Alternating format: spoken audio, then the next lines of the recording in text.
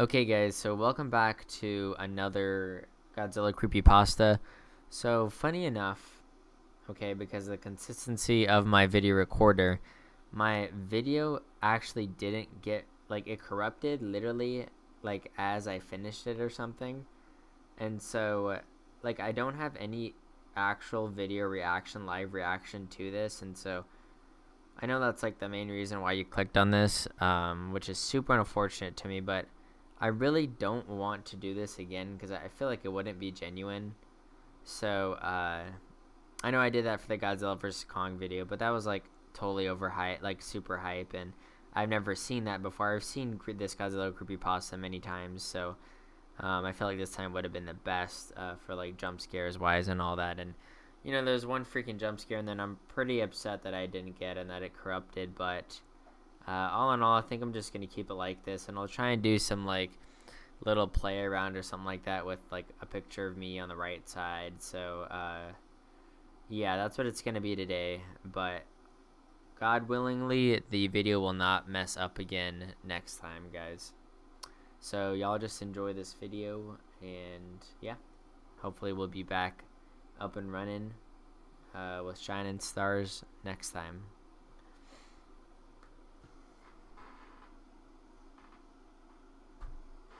Welcome back, guys, to another episode of our NES Godzilla Creepypasta. Today we are doing Chapter 6, which is called Extus. Let us just get right into this freaking creepypasta.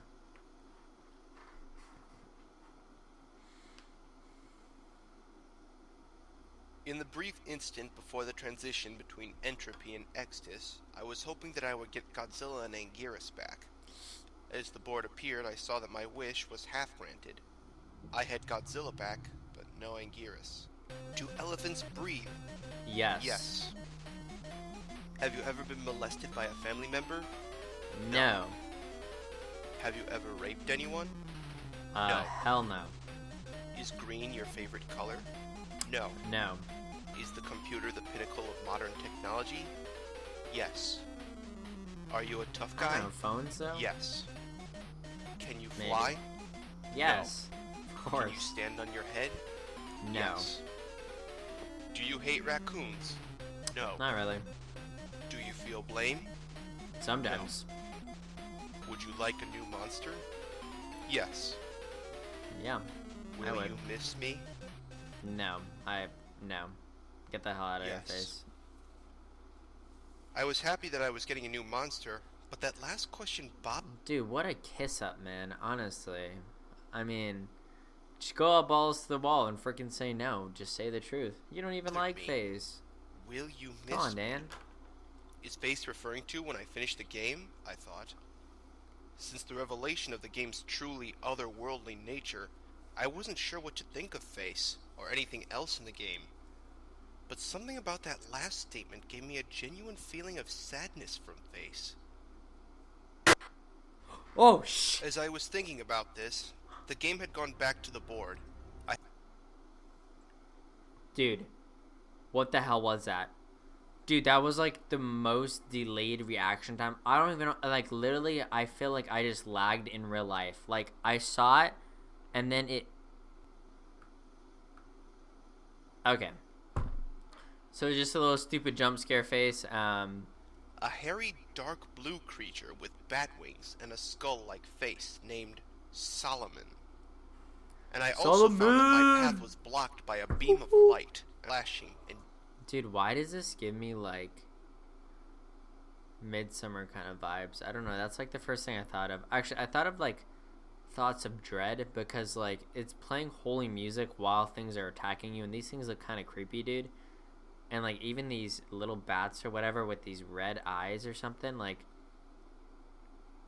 I don't know. It just gave me kind of Midsummer kind of creepy, kind of Dread vibes, dude. I strolled through the level fighting off the various enemies. None were too difficult, although the ants could be a pain if you ran into too many at once. My favorite enemy was this giant reptile I encountered halfway through. At the end of the level, I came to a giant pyramid and I engaged in yet another mini-boss fight. Although this one was a Dude, bit I don't know what different. this is. This is some Illuminati type stuff. I promise you guys, I'm not trying to get you guys into the Illuminati or do some crazy seance or anything like that. I'm just trying to react to this video, okay? I am not a part of the Illuminati. I promise you that. Illuminati don't come and get me either. Because Please. I had to fight 2 of these monsters Damn! at the same time. The hell? Individually, Those I could scorpions have are dealt with them huge. easily, but fighting both of them at once was challenging.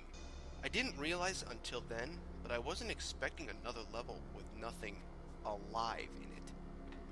After all the activity and entropy, walking by all those multicolored faces, This is literally this just like the unnerving level suspense left in me movies. feeling Like I was this, like you're not expecting a level like this, but it adds to the suspense because you're like, what the hell? Like why is there a level with like no enemies on it? And this thing's already This is already creeping the hell out of Dan. This is already creeping the hell out of me. And I'm just like, okay, this is gonna be another level where he fights enemies or something crazy happens.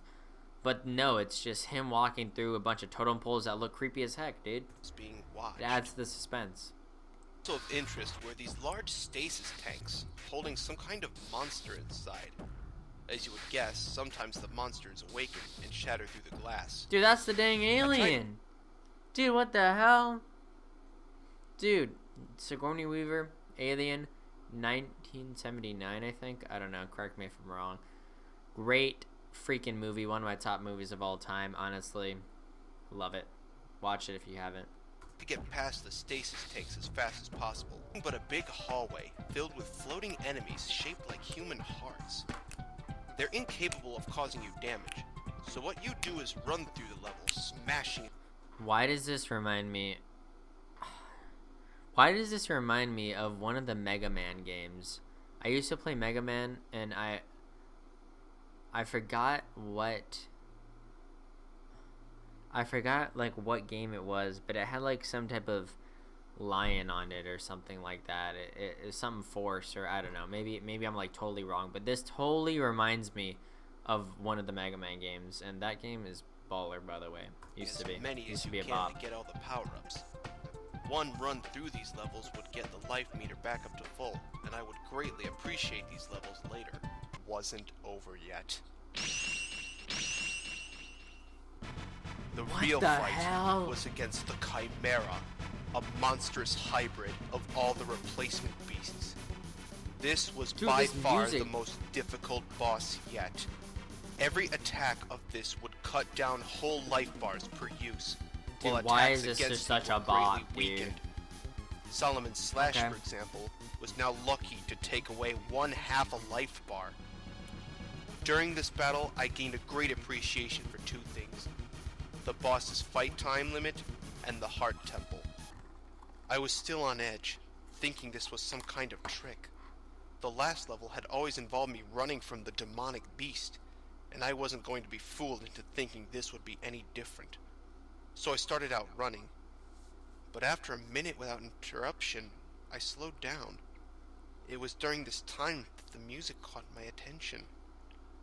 I knew it sounded familiar when I first heard it, but it took me a while before I realized what it was.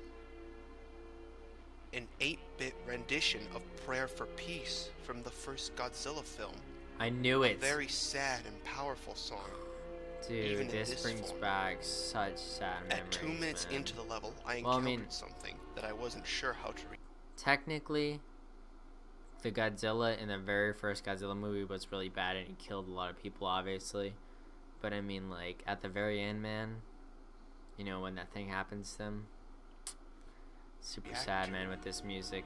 Brings back My first instinct was to run, but this blue statue-esque being simply floated in place, and I felt compelled just to stare at it for a time. Since this was a grave, and it was floating over a chapel, I guessed that this was some kind of angel watching over the deceased. It gave me a strange but warm feeling. I wouldn't say happy, but I felt I was at peace. Wow. Somehow. I had never seen this being before, yet it seems very familiar to me. Just as I was going to leave, the Hell Beast appeared. and its presence warped the music into a terrifying, discordant screeching and transformed the level, desecrating the tombstones as a new ground appeared, comprised of blood-soaked bodies. I could feel my heart beating out of control. I had no chance of escape with the monster that close. It lunged for the kill. But the angel got in its way. The demon roared and started clawing through the angel's leg, and tears of blood streamed from her eyes. Oh my gosh. I wanted to save the angel, but there was nothing I could do. I had to honor its sacrifice and run. And so I ran through the hellish landscape as fast as I could. The beast soon caught up with me, still swallowing the body of the angel, whose legs it had torn off. Damn. And this sight made my terror change into anger. Shouldn't that be enough? I now you gotta eat for another year after that. Go hibernate. Monster. There was no doubt in my mind that it was pure evil, and I wanted it to die.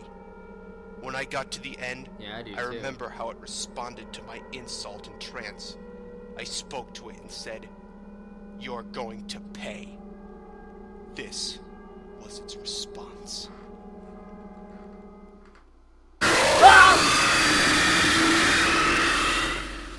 I had no idea how I would follow up on that threat. I hate this. And nothing could have prepared me for the horrors of the final world.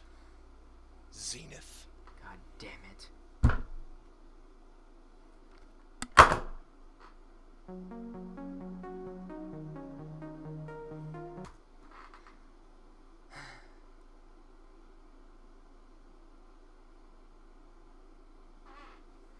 That beast is gonna pay.